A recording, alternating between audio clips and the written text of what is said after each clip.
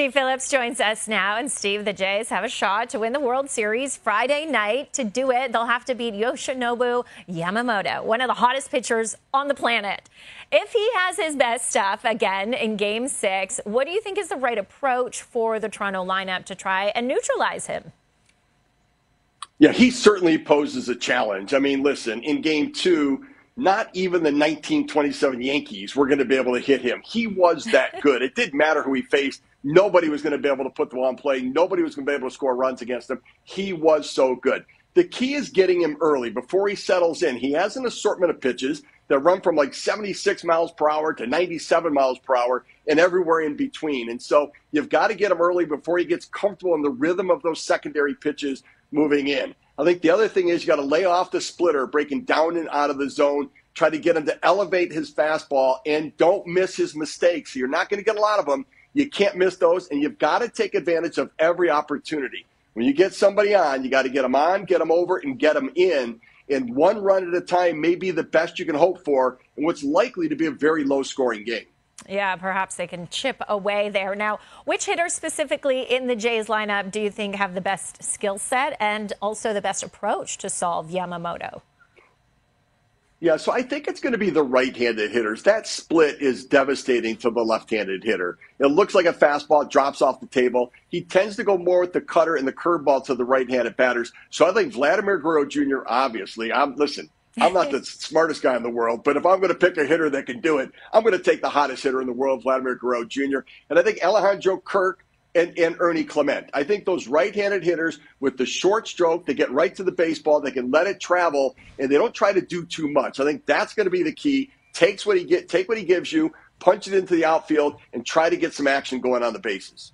Okay, that makes sense. Now, Yamamoto, he has been excellent. Ohtani and Freeman have also had their moments, but it still feels like the mighty Dodgers are like sleepwalking through this series a little bit. Are those Dodgers still lurking, or have the Blue Jays solved them?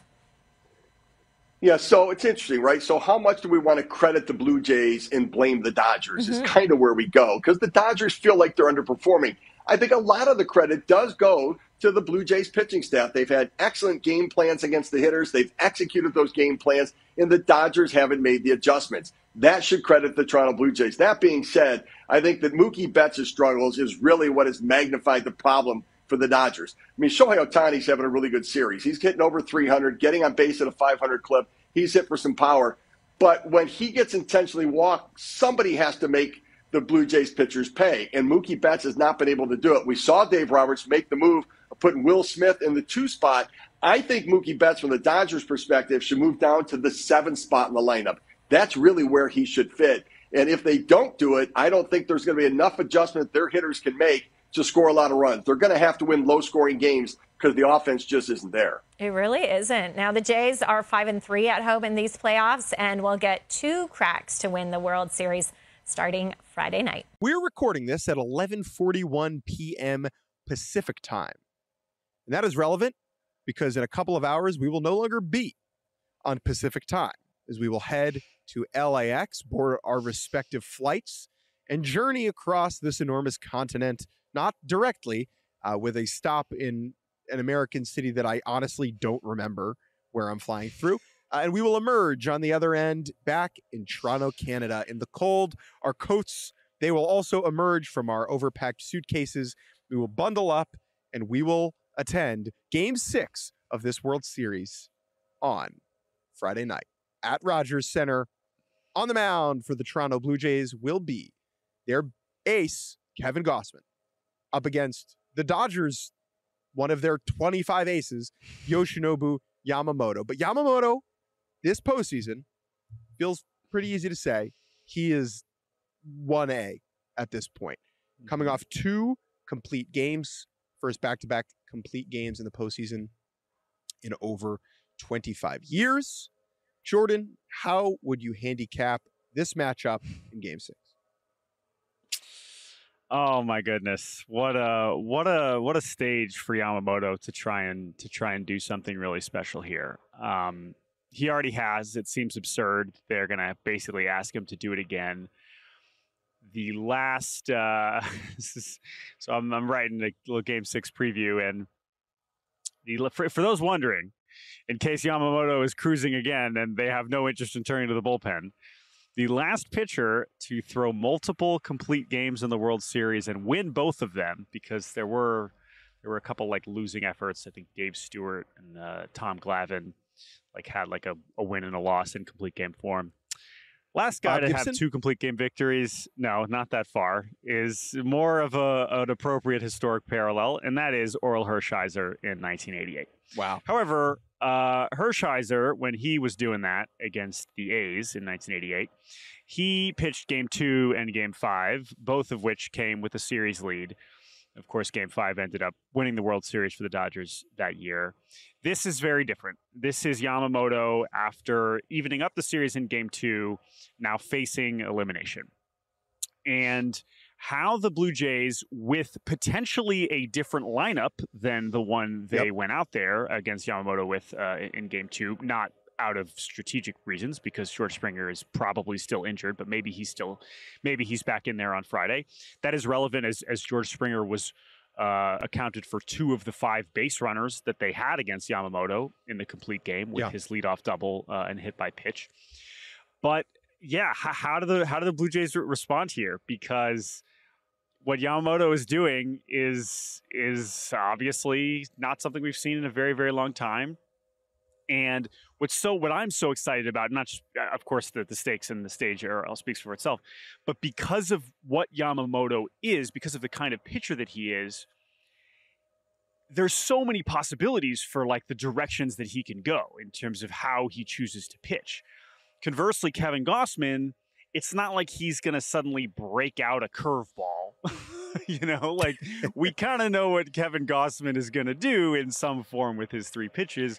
Whereas Yamamoto, man, it was heavy split, fastball, and then it was a lot of that curveball too. But with 6 pitches, do we see more of a sinker? Do we see more of the cutter? This can go in so many different directions. That is why I'm so on top of the fact that, if you can't tell, I just adore this guy, and he's one of my favorite pitchers that I've watched in my time doing this. That is what is so exciting about, let alone how important the game is, of course, with them facing elimination, what it looks like, what he attempts to do against this Blue Jays lineup, which is obviously sniffing a championship. I'm so excited for that. And the Dodgers, it sets up perfectly right for them. Yeah, their offense has been terrible, but if you're going to enter an elimination game with a terrible offense, you'll want to do it with your best pitcher on the mound. Freaking duh. And that's what they get to do in Game 6. If they were starting anybody else tomorrow, I would be more worried, right? And as a neutral, I love the way this sets up, right? Because I think you have to give the Dodgers the advantage in Game 6 based upon what Yamamoto did in his first start in the World Series. And if he goes out there and shoves, we got our Game 7 on a silver platter. Now, I don't want to look past that. I'm not burying the Jays against Yamamoto. Gausman is very good. That game was close for a good chunk of it. But the idea that he's got to go out there to keep the season alive is amazing. He warmed up briefly in the Marathon Game 3. Does that play a role? Is that does that interest you at all? Do you think that has any effect or impact? Not enough. Not really. I don't think. I think he already talked about it afterwards. I'm sure they'll show the video, and it's part of his story for sure. As far as impacting him, because he didn't actually get in the game, I'm not putting too much stock into that. So, yeah, it really sets it up. And now all that said, the Dodgers got to start scoring some runs. And Gausman's good, and the Blue Jays bullpen has mostly had some good moments, but also had some low moments. If the Dodgers go out, if the Dodgers lose this game, let's say Yamamoto's good but not perfect, and they lose a very similar game to the last 2 nights, that's a hell of a way to go out with the names in this lineup, man. That really is. And now, again, long way to go. Dodgers could still win the World Series for sure. But that is something that is, especially as part of that 18-inning game too. It's part of the story. It's, as you already mentioned earlier, this is a pretty poor offensive performance. I believe their batting average, down to 201, which is really not good enough. You said earlier how you're excited to see what version of Yamamoto shows up, like what character he plays. And I'm fascinated to see how the Jays counteract him, because if they are as aggressive as they were tonight, then Yamamoto could just, or as they were in game 2, Yamamoto's was going to go the distance, right? Tonight, their strategy seemed to be, we're going to try and pop Snell. And the best way to get Snell out of the game is to punch him early, right? Yamamoto, that seems harder to do, right? And so I'm curious if they alter their approach at all to be a little bit more purposefully passive in some spots to try and push that pitch count up. I bet it depends on how the game looks. Do they get a run early? Does Gossman throw up zeros, right? Just something to keep an eye on. On my little scorebook, I write the pitch count for each inning. And we got a lot of single digits on both sides in game 2. And I think if Yamamoto throws up single digits, the Dodgers are going to take game 6. Yeah, but it was both sides. It is important to remember how good Gossman looked until the homers. Did he allow both of them at the end of the game? Obviously the one to Will Smith. So that will loom. But the Dodgers are probably going to need more than just home runs at this point. But I don't know. We will see. All we do know is that this World Series is going to end in Canada. And that is a hell of a sentence for, I mean, I guess anybody even. Listen, it's so stupid because the number 1 seed, they played great for essentially 3-4 straight months. We even come into the World Series. It's like, they got a good shot here. And now, watching these last 2 games, how they've bounced back after 18 innings, it's just like, they look better. So also, this Dodgers team looks like the one that got swept in Pittsburgh in front of you the last 2 nights, right? We've seen the Dodgers do this. That is exactly correct.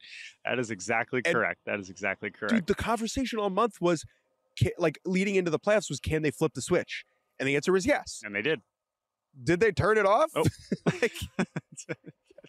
That's certainly what it's looked like. It's sure seems like they. The Dodgers should unplug it and plug it back in. They should try that. See if that works.